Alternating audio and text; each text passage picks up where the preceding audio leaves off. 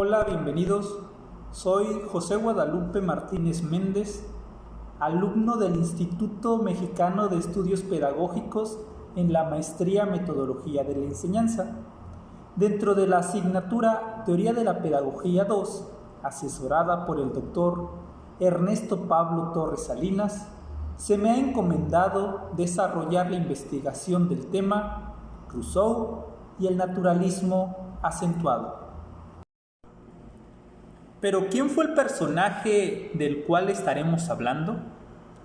Jean-Jacques Rousseau fue un polímata, escritor, filósofo, músico, botánico y naturista, franco-helvético, definido como un ilustrado, a pesar de las profundas contradicciones que lo separaron de los principales representantes de la Ilustración. Rousseau nació en Ginebra, Suiza, un 28 de junio de 1712. Y aunque su infancia no fue muy buena, decidió huir a París, donde a lo largo de los años realizó varios artículos con los cuales se convirtió en uno de los pensadores revolucionarios más grandes de su época. Para entender un poco más la situación en la que vivía nuestro personaje, analicemos el contexto de la época. La vida de Rousseau transcurre a mediados del siglo XVIII en Francia, donde existía un régimen capitalista en un país que tenía como principal fuente de trabajo el agrarismo. Pero por esa época se estaba propagando la manufactura capitalista.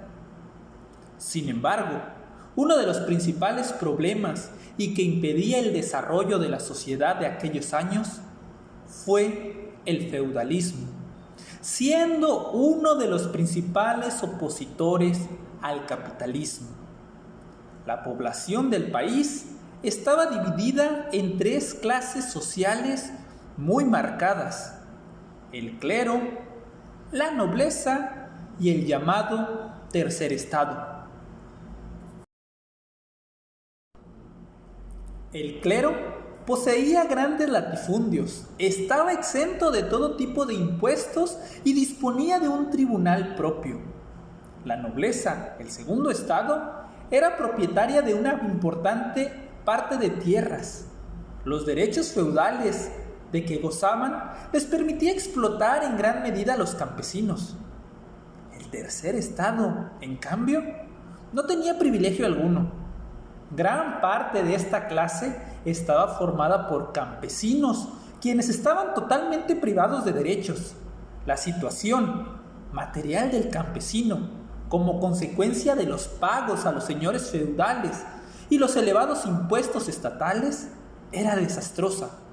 El tercer estado era muy heterogéneo.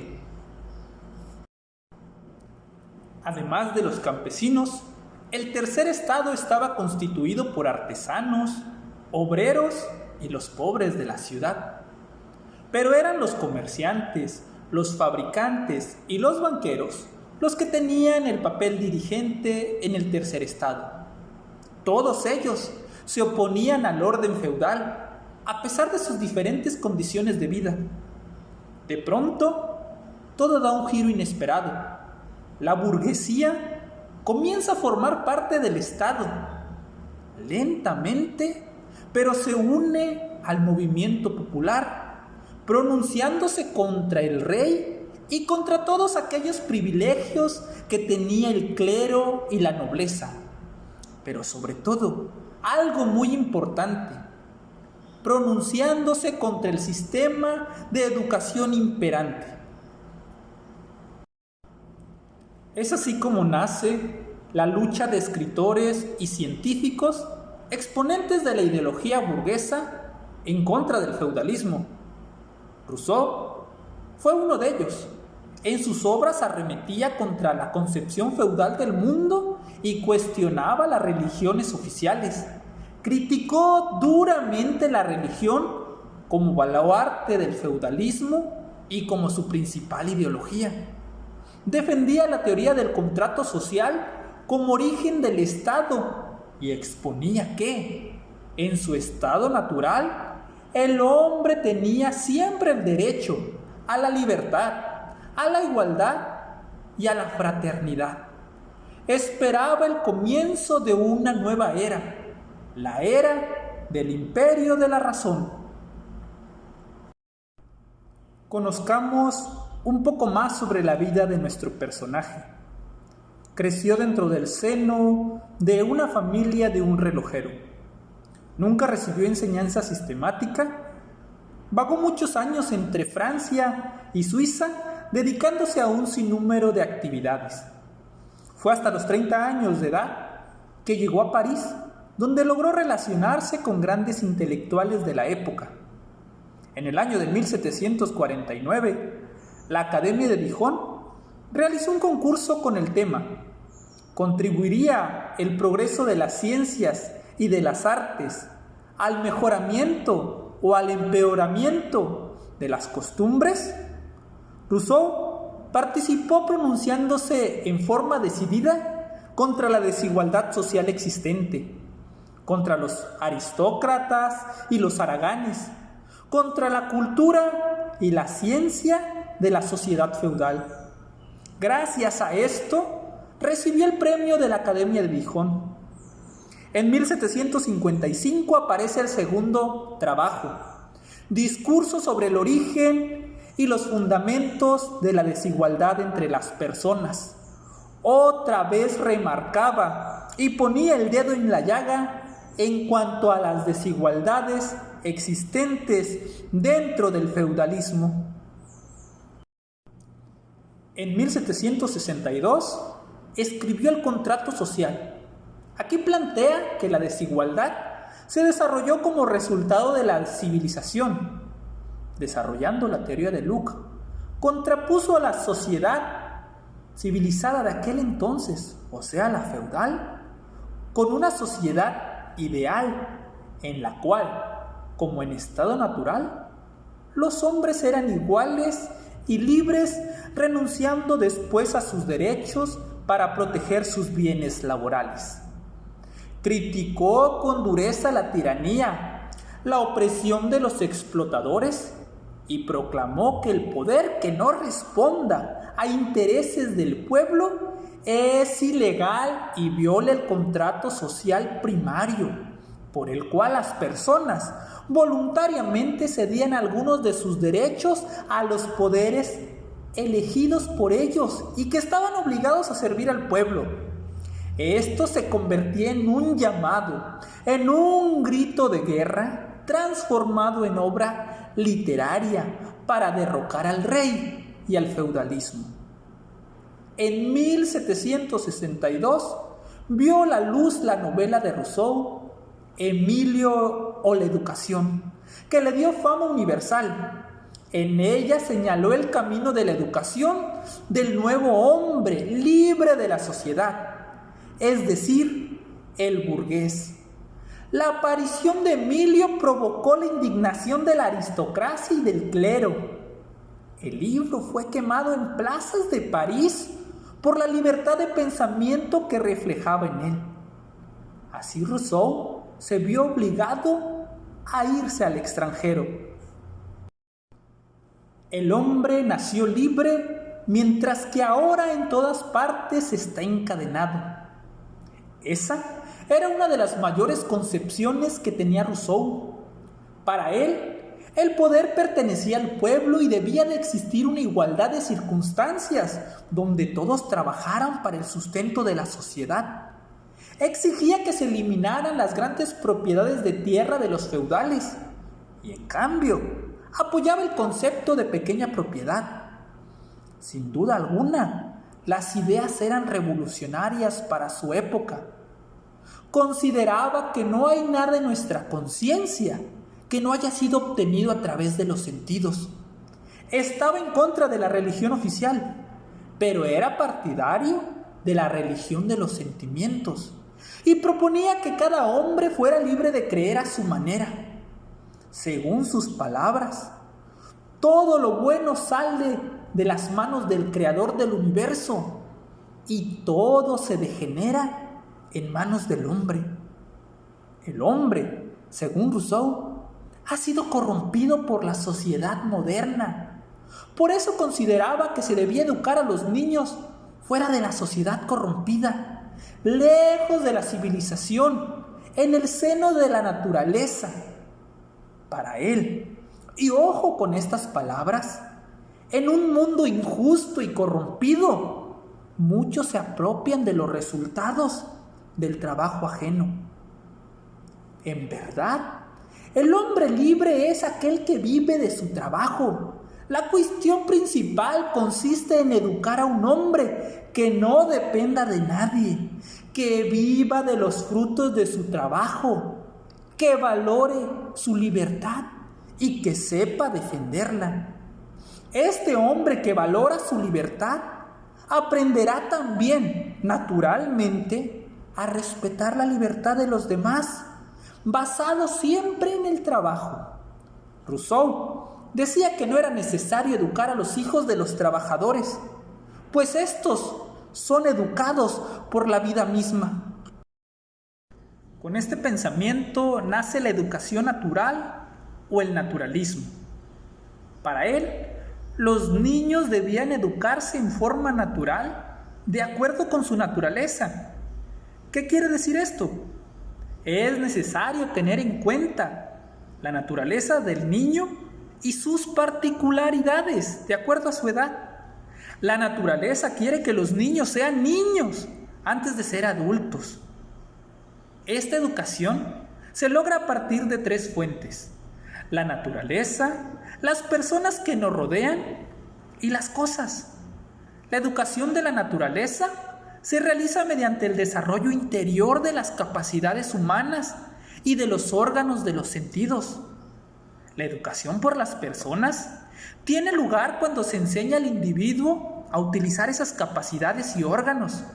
Y finalmente, la educación por las cosas está dada por la experiencia individual que las personas adquieren de las cosas que los rodean, las cuales tienen influencia en ellos. Existirá una educación correcta cuando estos 3 factores actúen coordinadamente en una misma dirección, en relación muy estrecha con la educación natural. Rousseau también sitúa la educación libre. El primero de los derechos naturales del hombre, expresaba, es la libertad. Apoyándose entonces en este principio, se manifiesta en contra de la enseñanza escolástica por su rigidez y su severa disciplina, por sus castigos corporales y la anulación de la personalidad del niño. Además, exigía respetar la personalidad del educando y tener en cuenta sus intereses y deseos. En esto radica la importancia de su llamado a la educación libre. Dividió la vida del educando en 4 periodos. Durante el primer periodo, que va desde el nacimiento hasta los 2 años, pone como centro de atención a la educación física, para fortalecer la salud del niño y por su desarrollo físico. En el segundo periodo, que va desde los 12 hasta los 12 años, corresponde, según expresión de él, al sueño de la razón, cuando aún el niño no puede razonar ni pensar lógicamente, y en el cual hay que desarrollar principalmente los sentidos externos. En el tercer periodo, que va desde los 12 hasta los 15 años, tiene mayor peso la educación intelectual para satisfacer a las inquietudes intelectuales de los niños. En el cuarto periodo, el periodo de los tormentos y de las pasiones, que va desde los 15 años hasta la mayoría de edad, es cuando preferentemente se lleva a cabo la educación moral. Las ideas de Rousseau sobre las diferencias de niños según la edad corresponden a sus concepciones sobre la naturaleza de la educación y no deja de presentar un enfoque dialéctico. se pronunciaba en forma decidida contra un patrón o un enfoque uniforme de la educación. Es misión del educador conocer bien las particularidades de las edades de los niños y estudiar profundamente sus inclinaciones y aptitudes individuales. Al indicar la eliminación de los castigos, Rousseau plantea el método de las consecuencias naturales. La libertad del niño puede ser limitada solamente por las cosas. El niño, al chocar contra la naturaleza, comprende sin duda que es necesario someterse a sus leyes. Si el niño rompe todo lo que toca, no te enojes, simplemente aleje de él lo que pueda romper. He aquí que rompió una silla que él utilizaba. No se apresure a darle una nueva, que sienta la incomodidad de la carencia de la silla. Si el niño rompe el vidrio de una ventana de su habitación, no coloque uno nuevo. Es mejor que pesque un resfriado antes de que crezca como un ser irrazonable. En la selección de las asignaturas, es necesario siempre partir del interés del niño. Naturalmente, el interés del niño se orienta hacia lo que ve y por eso le interesa la geografía, la astronomía, la historia natural. Basado en esto, el desarrollo de la independencia del niño, de su habilidad para observar y de su capacidad para comprender, todo debe ser asignado a la percepción del niño y con la máxima concreción posible. Rousseau ocupó un importante lugar entre los filósofos de la Ilustración en el periodo de la preparación ideológica de la Revolución Francesa. A pesar de una serie de contradicciones y errores, sus concepciones pedagógicas jugaron un importante papel históricamente progresista. Esas concepciones estaban en oposición total a la pedagogía del feudalismo y rebosaban un cálido amor hacia el niño. Rousseau exigía métodos activos de enseñanza que se tuvieran en cuenta las particularidades del niño según su edad, que se practicara la educación laboral y que se estableciera una estrecha relación de la enseñanza con la vida. Con esto puedo concluir lo siguiente. Considero que las propuestas de Rousseau están vigentes en nuestro quehacer docente. La educación debe estar íntimamente ligada a nuestra naturaleza, o como lo conocemos hoy, a nuestro contexto, priorizando siempre al educando y poniéndolo al centro del proceso de aprendizaje-enseñanza.